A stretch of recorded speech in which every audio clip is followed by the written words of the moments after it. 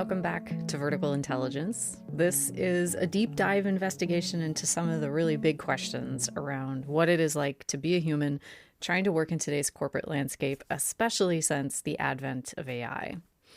My name is Alice-Ann Schmidt. I have been an organizational psychologist. I've worked mostly in big global companies for the last 20 years. And we're going to start today with a couple of important ideas to keep in mind from our first episode so we can reorient ourselves to this territory that we're about to explore, because it's a really big, complex one.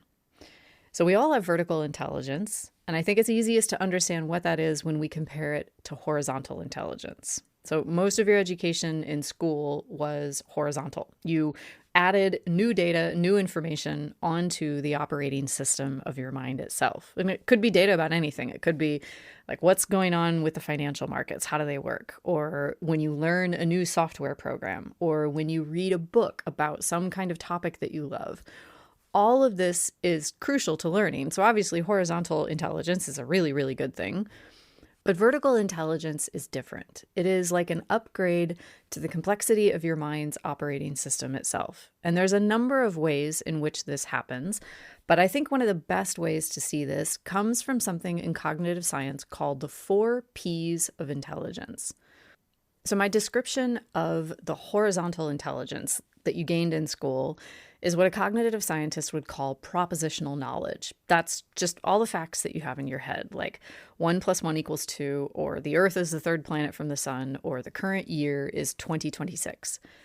Your job requires all kinds of propositional knowledge. It is the easiest out of all forms of knowledge for us to write down and communicate. So this is why it tends to be the main way that we were educated in school, or like when we get a new certification for work. Propositional knowledge is also what large language models are based on. They are essentially world-class prodigies of propositional knowledge. They have read nearly everything that we have ever written down, and so it's like an ocean of facts and correlations. And the opportunity here is massive. I mean, this is why everybody's getting so excited about AI. So it can summarize a 100-page legal brief in seconds. But there are tremendous limitations that I think will become clear as we talk about the other 3 Ps from cognitive science. For now, I can say that propositional knowledge is like truth in a vacuum. It is information detached from a body, from history, or from consequence. It's like having the world's most detailed map, but never having actually touched the soil or laid eyes on the terrain. And because of this, facts alone don't do much to upgrade the complexity of your mind's operating system. They do play a small role, but we're going to have to explore the other 3 Ps of cognitive science to actually understand our vertical intelligence. So the next P, kind of moving down a layer, is procedural knowledge. These are things like riding a bike, playing a piano, knowing how to play basketball.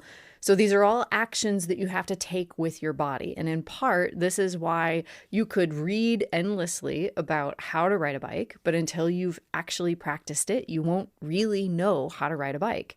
You've got to grab onto the handles, pedal your feet, lose your balance a few times, get back up, try again, and over time, you gain the procedural know-how. And your job, depending on what it is, also has important procedural knowledge. So if your job is something a lot more physical, like being an athlete, or if it requires significant dexterity, like a surgeon who has to wield a scalpel, the procedural landscape of your job is going to be more complex than if you sit at a desk all day. But even that has a lot of procedural know-how that's important to be able to do the job well. So one of the things the knowledge workers are asked to do a lot is to document how they do their job, to write a procedural manual or process steps. And if you've ever sat down to do that, you will already understand that the clearest, most detailed process map can only take someone with less experience so far. So the rub is that a process document is propositional knowledge, and what you're trying to communicate is in part only gained through trial and error, because that's the nature of procedural knowledge. There's no shortcuts. There's no way around it, no matter how smart we are from a cognitive propositional point of view. Given that AI has no body, no physical experience, this too is a significant limitation of its true intelligence. So an AI can describe the physics of riding a bike with brilliant accuracy, but it has zero procedural know-how. And so in the workplace, if you try to, for example, redesign a job by only looking at the process documents, you're going to miss all of the unspoken physical and intuitive intelligence that some of your best people have spent decades cultivating. But we still have 2 more layers to cover, and the limitations of AI are only going to get more and more steep because these next 2 layers are really where your vertical intelligence lives. So beneath procedural knowledge is perspectival knowing, which is looking at something from different angles or different perspectives to get a better understanding of it. It is what allows me, for example, to look at a corporate merger and see it simultaneously through the eyes of a nervous intern, a hungry shareholder, and a skeptical customer. So we all started gaining this kind of intelligence the day that we were born, primarily through interacting with physical objects. So if you've ever been around small children, you know that they love to throw things on the floor over and over, especially in their high chair. What they're doing is they're learning about that spoon or that fork in their hand in a way that looking at it or even putting it in their mouth can't teach them. They're learning how this object behaves in space. You could think of a coffee mug. You only know what a coffee mug truly is because you can turn it over, you can look at it from all different sides, you can peer at it from the top and look down inside of it. So we as humans understand this 3-dimensional world because we can view it from multiple perspectives. And as we grow, we started doing this same kind of turning things over with more subtle objects like ideas and emotions and social dynamics and body-based sensations. So we've all wrestled with ideas that were so complex that we had to kind of turn them over and over in our head to really grasp them. Might be something like Einstein's theory of relativity. But it is also things that are much less scientific, like realizing how 2 people can experience the exact same meeting and come away with wildly different stories. So to understand that other person, we might have to mentally travel over to their side of the table, be curious, ask them questions, stay open to their perspective. And emotions work the same way. So if you've ever really sat with a feeling like sadness or anger or even joy, you know that it is not a static fact. It morphs, it takes different shapes, it changes over time. And at work, we usually call this aspect of our intelligence strategic intelligence. It's hard-won. It's built over decades of being in different kinds of situations, navigating conflicts, meeting diverse people. And to communicate at this depth, we need things like analogies and stories and metaphors. They're really the only tools that we have to communicate this 3-dimensional aspect of human experience. So if we bring AI back into this, we can start to recognize that AI can simulate a perspective, but it cannot occupy one. So I could ask AI to write this whole script from the point of view of, for example, a CEO, and it would do a pretty good job of mimicking the language of a CEO. But it can't feel the weight of responsibility that a CEO does. It can't feel the heat of a conflict in a board meeting or that gut level intuition that tells you like this deal is about to go south. So recently I read that Mark Zuckerberg is training an AI agent to do his job as a CEO. And I have no doubt that there are propositional and procedural aspects of his work that he absolutely can automate. But an AI can never truly have perspectival intelligence because in a way it doesn't have somewhere to look from. It is looking from everywhere and nowhere all at once. And the irony is, I think perhaps the most challenging part of this entire conversation is understanding the difference between a simulated perspective and an occupied one actually requires a certain depth of perspectival wisdom itself. So if we are operating purely from the facts and data layer of our own minds, it's easy to look at an AI agent and think, oh my gosh, this is great. This thing is smarter than me. And so it's going to be able to do everything that I can do, but better. And so we might not realize what's truly missing until we have handed our work off to this AI agent and then watched it fail, not because it got a fact wrong, but because it can't really navigate the subtle 3-dimensional reality of the human moment. It might have missed an unstated fear in the team member's voice or the historical weight of a specific relationship. It's kind of like the difference between looking at a photograph of a fire versus actually feeling it on your skin. And so some people will only realize that that photograph isn't true fire until they've tried to use it to stay warm. But we still have one more P, and this last one is generally considered the most profound, deepest one, and that is participatory knowledge. So this is the knowing what it's like to have a child, or to have served in war, or to be a particular member of a culture. You could think of it as an agent-arena relationship. So you as an individual are an agent, but you are also embedded in an arena. You don't just observe a situation, you are transformed by it, and it is transformed by you. So you could take my own identity as a white Midwestern farm girl. So this isn't a fact that I can just list down on a resume. That would be propositional knowledge. My white Midwestern farmness is a way of being in the world. It is a way that my nervous system calms when I smell a certain kind of soil, or the specific work until it's done ethic that was baked into me before I even could walk or talk. So I could move to Tokyo or to Mexico City, and I could live there for 30 years, and I would absolutely gain a huge amount of perspectival knowledge about those cultures. But I could never participate in the Japanese or Mexican experience in the same way that someone who was born there does. In a way, I will always be a different agent in that arena. And we see this at work every day with generational differences. So a baby boomer and a Gen Z employee aren't just different ages, they participated in different historical eras. They were shaped by different arenas, one by Cold War and the rise of the corporate ladder, and the other by the digital revolution and global climate crisis. So you can't just teach a millennial to feel like a boomer by showing them a PowerPoint. That knowledge is participatory, it is lived.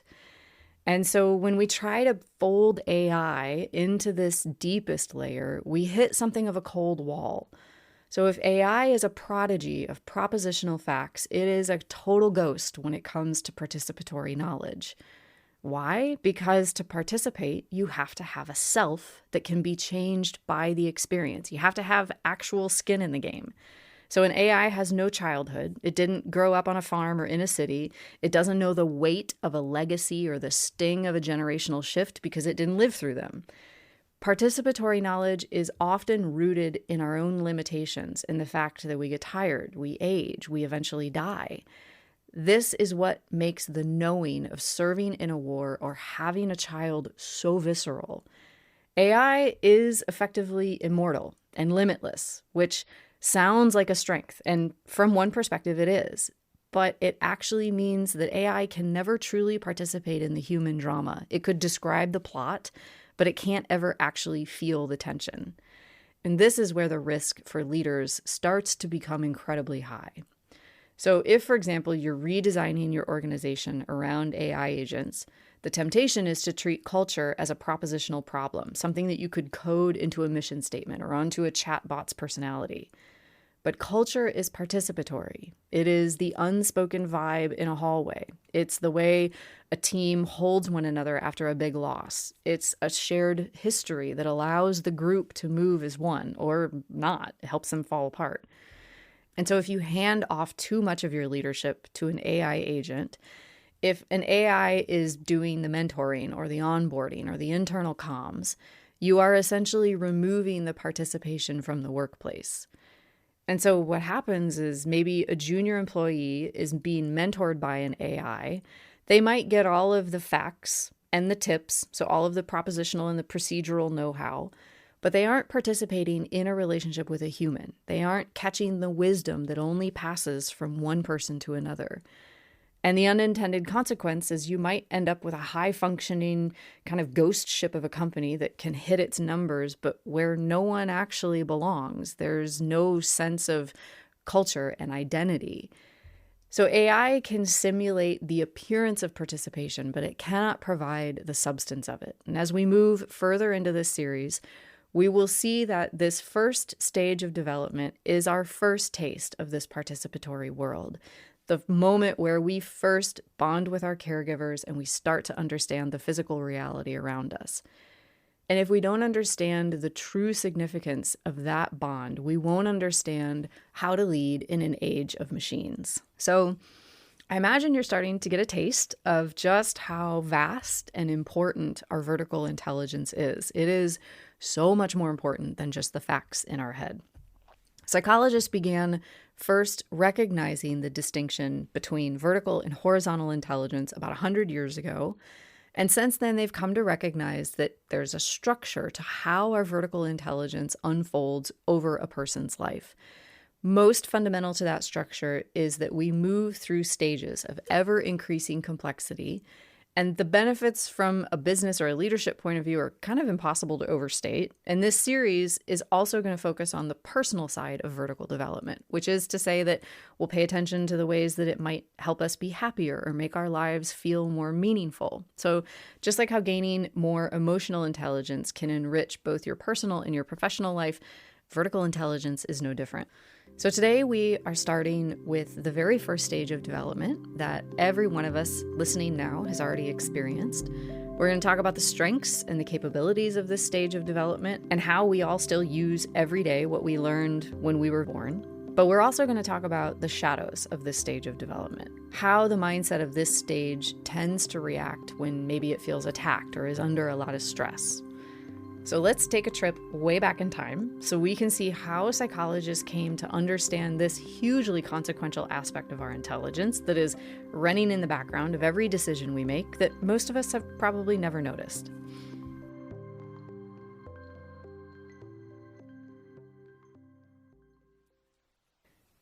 Picture a rainy afternoon in Paris. The year is 1920. A young student named Jean Piaget is sitting in the Alfred Binet Library, and he is surrounded by stacks of intelligence tests.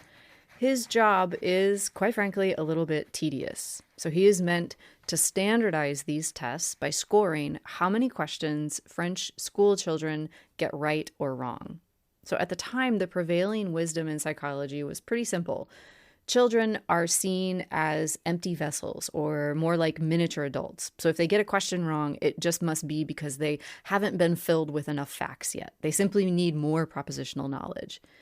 But as Piaget sat there, he began to notice something that would change the course of psychology forever. He realized that children of the same age weren't just making random mistakes. They were making the exact same mistakes. So Piaget stopped looking at the scores and he started investigating the structure of how they thought. If he asked a young boy, "Do you have a brother?" that little boy might answer, "Yeah, his name is Paul." And Piaget could ask, "Well, does Paul have a brother?" The little boy would say, "No." So the first stage of development that we're all born into is called a first-person perspective. So to that little boy, the term brother was a label that he attached to his brother from his own perspective. And because he couldn't yet take a second-person perspective, he couldn't mentally travel over into his brother's seat and look back at himself. Or he might ask the little boy, "What is Paris?" And the little boy would say, "It's a city." And he could ask, "Well, then what is France?" And the little boy would say, "Well, it's a big country."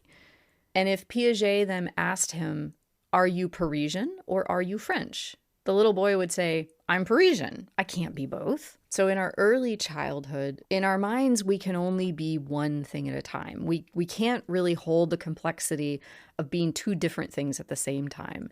And in our adult lives, when we get stressed out enough or we encounter a challenge in a significant enough way, we might feel backed into a corner, and we too lose sight of our flexibility and our complexity in the same way that this first-person perspective does.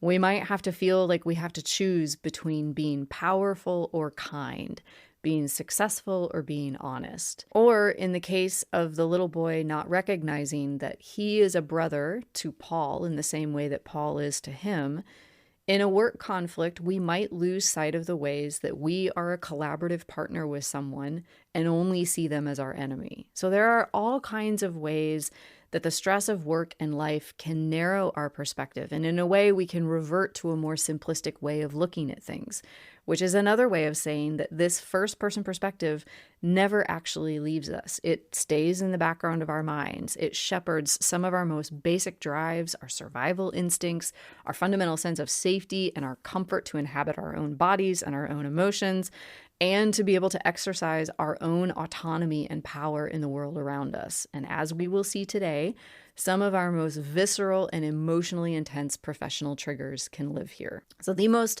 comprehensive, detailed model of vertical development that we have today was developed by a woman named Terry O'Fallon. Terry's career spans more than 50 years of research and education, and the culmination of her life's work is her stages model. It is something of a developmental matrix. It defines 12 stages of human consciousness and meaning making, and her work builds upon the research of another pioneer in this field named Jane Levenger. And I introduced Jane not just because her shoulders are whom Terry is standing on, but to fold in another idea because we're going to need it in this episode and all of the future ones to really understand how vertical intelligence isn't just about perspective taking, but it is more like the primary mechanism through which our very sense of self is constructed. And that sense of self is what a psychologist calls an ego.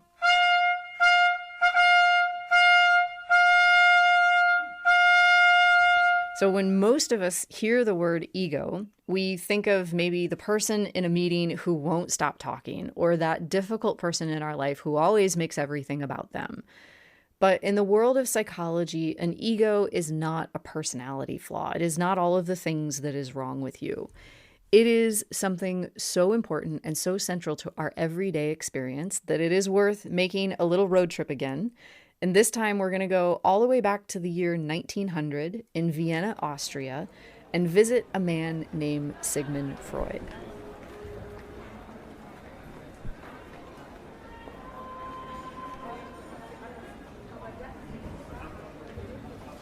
Freud was trying to understand the why behind something that we all experience: internal mental conflict. I'll give you an example. Imagine a senior vice president who truly, consciously believes in being the kind of leader who is a servant to those around him. He sees himself as a mentor. He wants his team to shine. He wants them to take all of the credit. However, during a big meeting, a junior manager presents a brilliant idea and it gets a lot of praise. Everyone around the table is connecting the dots and they're figuring out ways to implement this new idea as quickly as they can. And the senior VP is kind of taken by surprise. So he feels this hot, visceral surge of resentment. He finds himself raising and objecting, pointing out some tiny, insignificant flaw in the manager's data. And in the moment, he feels like he's watching himself do something that he doesn't really want to do, almost like he has been hijacked by some jealous person that he does not recognize. This is like a moment of internal conflict that Freud was so puzzled by. So in 1900, Freud published a model that he used for the next 20 years to try to explain inner conflicts like this that he saw in his own life and in the lives of his patients. And his model was all about layers of awareness. So the topmost layer was, to Freud, the conscious mind. That is just whatever you're thinking about right now. Down a layer is what he called the preconscious mind. So this is information that you could pull into your awareness when you need to, like remembering your phone number or what you ate for breakfast this morning. And then beneath that is your unconscious, the deep basement of your mind where all of your repressed desires and memories are stored. But by 1923, Freud realized that simply mapping where thoughts were coming from wasn't really enough to explain mental conflict. He needed a map that looked more like who was doing the thinking. And this is where he moved from layers of awareness to aspects of the self.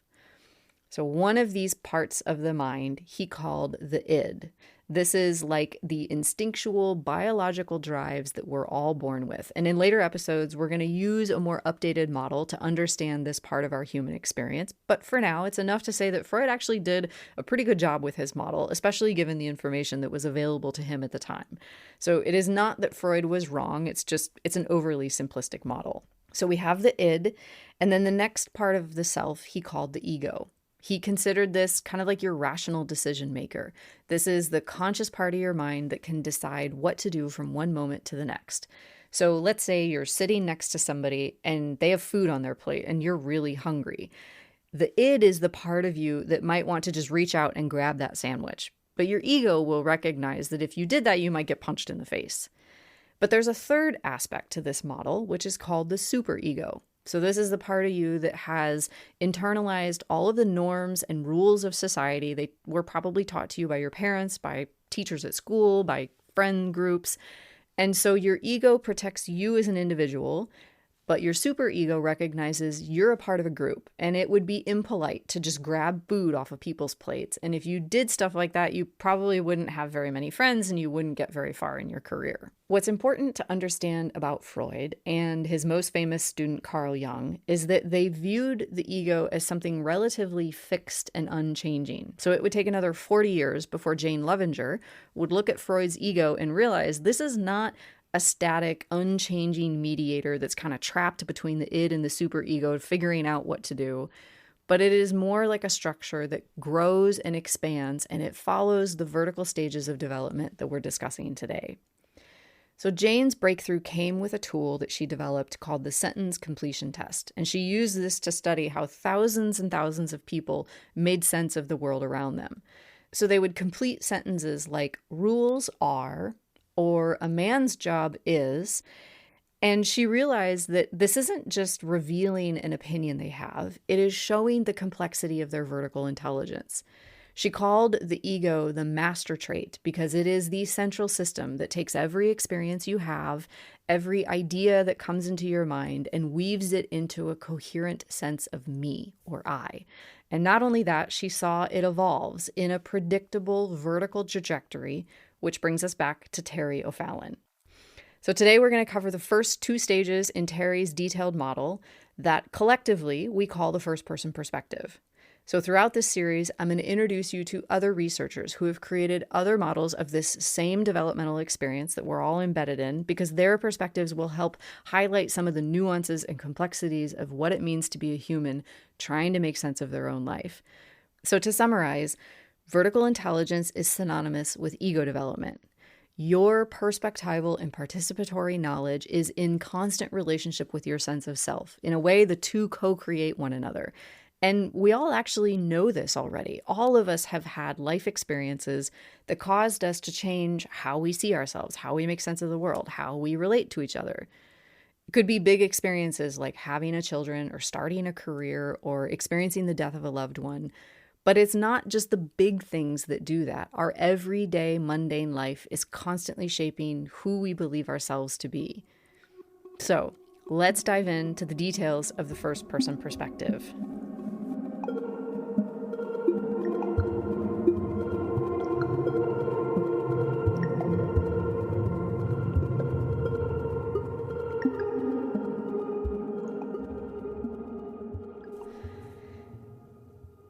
To do this, I want you to imagine a newborn, just a few weeks old. Let's call her Eva. So the window is open, it's a sunny day, and Eva is just waking up from a nap.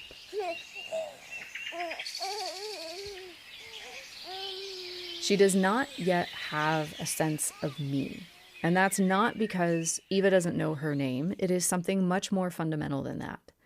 So Eva's experience is like an ocean of sights and sounds and body sensations and emotions. And so I use the word ocean as a way to convey the experience of having no boundaries. Eva is like a flowing sea of experience. She doesn't understand yet that she has a body and that her body is separate from mom's and separate from the crib that she's laying in. And so when a cool breeze blows in from the window, Eva doesn't think to herself, brr, I'm cold. She simply is the coldness. Or when mom puts her warm hand on her head, that warmth is felt as part of her own being. So Eva is in what Terry O'Fallon calls the impulsive stage. It is the stage we were all born into. It is a world of pure open receptivity. We're like little sponges that just soak up everything around us. So as Eva has experiences, she also feels all of the basic emotions that humans are born with: mad, sad, fear, happiness, and yuck or disgust. So over time, Eva's going to start to figure out that she is a separate self in a million different ways. When she grows teeth and she bites on her hand, she'll notice that kind of hurts. But when she bites her blanket, she won't feel it in the same way. Or when she yanks on mom's hair, mom will say, ouch! And that shows her in some small way that she is something different from mom or from the blanket. The big lesson little Eva is learning from a vertical intelligence point of view is going to set the foundation for the rest of her life. It is something that a psychologist calls basic trust. As Eva learns the boundaries of her own physical body, she is building a bond with the world and with the people around her that can tell her nervous system it is safe to be here, or it is not safe to be here. So to feel safe, Eva needs to be able to receive this world through all of her senses without being flooded with too much fear.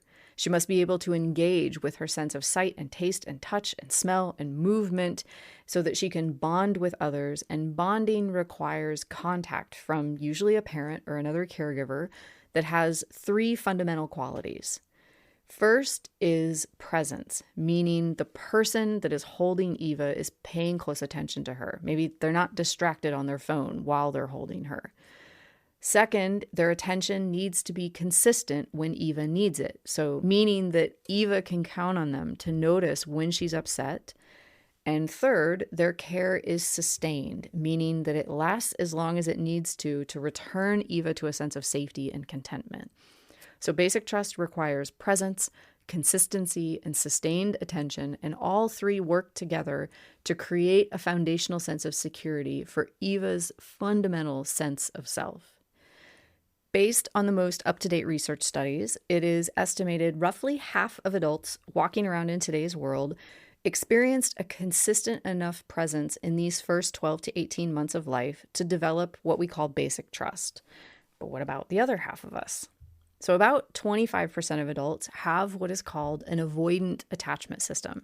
They tend to be more distant, they tend to be highly independent, and when they experience a conflict with someone, they tend to want to remove themselves from the situation. Maybe we'll just let time sort it out, maybe we can all just sleep on it, that'll just smooth things over. However, if their autonomy or their competence is threatened, they can become hostile. They might use sarcasm or demeaning comments or arrogance or intellectual superiority or even explosive anger because it's designed to create distance and to force someone to back off.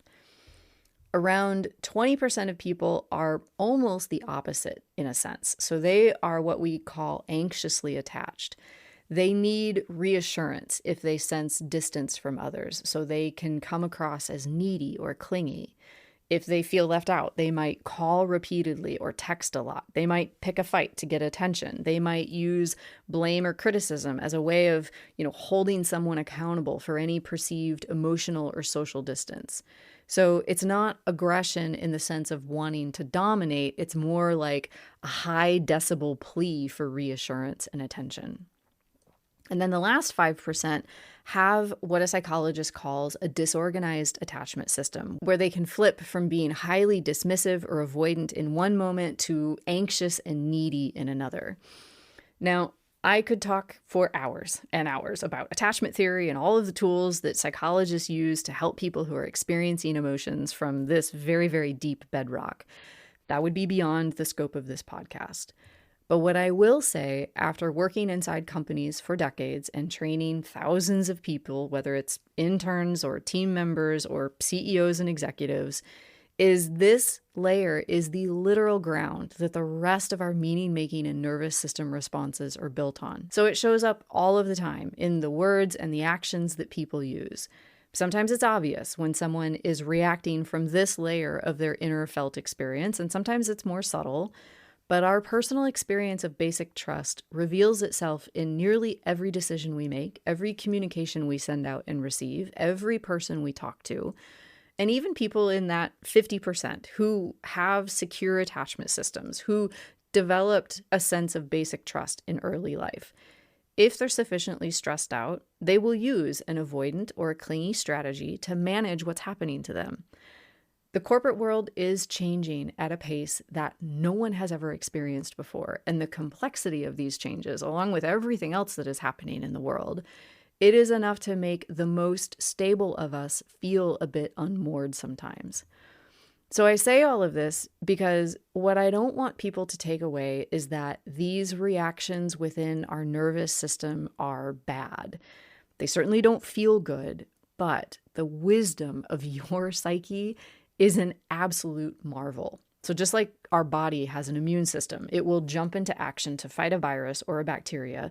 Your mind has something like an immune system, and it uses it to manage your emotions and your body sensations when you're sad or afraid or confused or feeling threatened in some kind of way.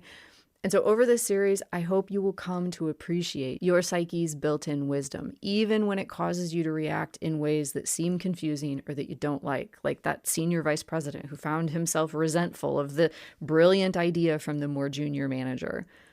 Our task is to first be able to see these reactions clearly and to do so with kindness and compassion for ourselves. Then we can start the more important work of learning what we need to better support ourselves in moments like those and to be able to support others. But we still have a whole nother stage of development, the other half of this first person perspective to talk about. So let's go back to Eva. She is about 3 years old now, and this time she is playing in a sandbox. Eva has undergone a massive hardware upgrade. She understands she is a self. She has a body, she knows it is her body, and because of this, everything in her vicinity is mine. So why is that? From a neurobiological perspective, Eva's brain simply cannot take a second-person perspective yet. She doesn't have the circuitry to be able to put herself in someone else's shoes and imagine their own internal world. So not only is everything mine, but her sense of time is right now. So when Eva wants something, she wants it right now. This is the origin of the terrible twos, but to be honest, it's really more like the terrible 2s and 3s and 4s. And for some kids, shifting into a second-person perspective doesn't fully land until about age 5. So kids at this stage are learning another really big lesson of their life, one that will build upon the foundation for everything that follows, and that is the stage of individual power. So we aren't just talking about physical strength, we are talking about emotional, intellectual, social power. Fundamentally, what we're learning here is autonomy. If Eva is allowed to explore her power, she will learn she has choice. As a parent, this is a bit of a tightrope to walk. So the job of a parent is to give kids a safe enough container to be able to explore, to sing, to dance, to hug and play, and to make mistakes, but also to keep them from running out in traffic and killing themselves. So if Eva is repeatedly shamed for maybe the messes she makes, or if her power is constantly undermined, she will develop a deep-seated doubt about her own abilities. But if Eva is supported in her choices, let's say Eva decides she wants to build a sandcastle as she's sitting in this sandbox. She has to navigate 5 specific steps to be able to exit this stage of development with a healthy sense of power. One is the freedom of choice. She has to feel the internal permission to even want to be able to build the sandcastle in the first place. 2 is initiative. She has to decide to pick up her shovel and grab her bucket and start to fill it up with sand. 3rd is follow through. She's got to keep going when the walls of her sandcastle crumble or if her sand is too dry. 4th is completion. She has to be able to get to the final version, to be able to stand back and say, that's it, I did the thing. And then last, and this is kind of the most overlooked one, is celebration. It's the ability to actually rejoice in what we have completed. And it's usually our parents that teach us how to do that. So consider for a moment what these steps in your own adult life look like. And I'm going to ask you a series of questions. And as I do, I want you to be careful how you listen. So most of us are conditioned to talk to ourselves with a critical or a judgmental voice. And I'm asking you to just notice if that happens and pick up some genuine curiosity and kindness as well. So first question is, what is your own felt sense of autonomy, your feeling of choice in life? Do you take that first step of initiative to act on the choices that you feel that you have? When things don't go as expected, what's your relationship with follow-through? Do you trust yourself to figure it out along the way? Can you reach completion? Can you get to that state where you say, that's the final thing, I'm done now, I don't have to keep perfecting it in some kind of way? And what about celebration? Do you allow yourself to feel worth and value in what you have created? So, understanding this vertical development can teach us incredible compassion for both ourselves and for other people. I have someone in my life who is absolutely brilliant. She's got 2 advanced degrees, but she did not exit this early stage of development with a healthy sense of power. So despite her intelligence, she sometimes struggles to solve some of life's simplest problems. So for example, a light fixture in her bathroom has been broken for the last 10 years. She has the information. She could watch a YouTube video on how to fix it, but she lacks the internal feeling that she can even take that first step. She doesn't recognize, in a sense, that she has choice, which means she can never take the initiative. And this really is where the heart of the conversation comes alive as we talk about AI. So we are living in an era of unprecedented horizontal intelligence. We can ask a generative AI tool to write a business plan, troubleshoot some code, even explain a step-by-step physics of fixing that broken light fixture. But AI is just data. It's just kind of like more stuff in the sandbox. AI can give us the how, but it cannot give us the initiative to pick up a shovel. It can't give us autonomy to believe that our choices matter or the follow through when the base of our sandcastle starts to slide.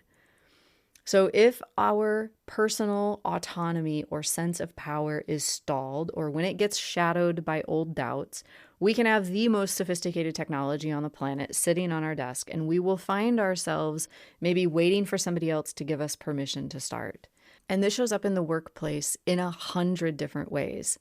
So the issue of dynamics like this is not because of a lack of intelligence. It is not because someone is lazy. It is usually there is some kind of foundational stumbling block in their psyche that is tripping them up. So no one breezes through all of the stages of development perfectly. When Eva was learning how to walk, she fell down an average of 17 times an hour. Every time she would have had to get back up, and so failure and difficulty are built into the code of being human. But for some of us, our power was thwarted. Maybe we had an overbearing parent who did everything for us, or maybe our parents were kind of absent. They didn't really offer us support. Or maybe worse, we were criticized or shamed for our power and our curiosity. And remember that this stage is built on top of the first one. So if we exited that first stage of development without basic trust, our sense of autonomy is going to feel shaky. So a lack of trust can undermine every step from choice all the way through to celebration. And learning how to unwind these knots in our psyche is not a quick process, but I'll give you a pointer that a meditation teacher once gave me. He would tell us to approach our inner world as if we were approaching a deer in a forest, to move sometimes with tenderness, with slowness, and with calm. No one had a perfect childhood. Everyone has at least one stage of development that needs a little bit of cleaning up. So give yourself permission to be curious about your inner world, because it's not navel gazing. It is deliberately exercising your vertical intelligence. So the big takeaway from the first person perspective is this is where your fundamental sense of trust in life itself lives. It is a trust that will shape what you perceive as risky or not, how you connect with others, whether you view yourself as capable and strong. And from a business perspective, this foundation doesn't just help you solve problems. It is the bedrock of how you lead and how you move through the world. It determines if you can see 10 steps ahead or if you're trapped in the here and now, just reacting. So what we don't understand about ourselves, we cannot understand about others. So the journey is always to begin with ourselves. So this was a lot of information to wrap our arms around, and our journey is only just beginning. The next time on Vertical Intelligence, we're going to unpack the second person perspective. This is the stage where, for the first time, we recognize that we are a part of a group. We start to learn the rules of society, and we gain the ability to step outside of our own point of view for the very first time. My name is Alice Ann Schmidt. Thank you for joining me, and I'll see you next time.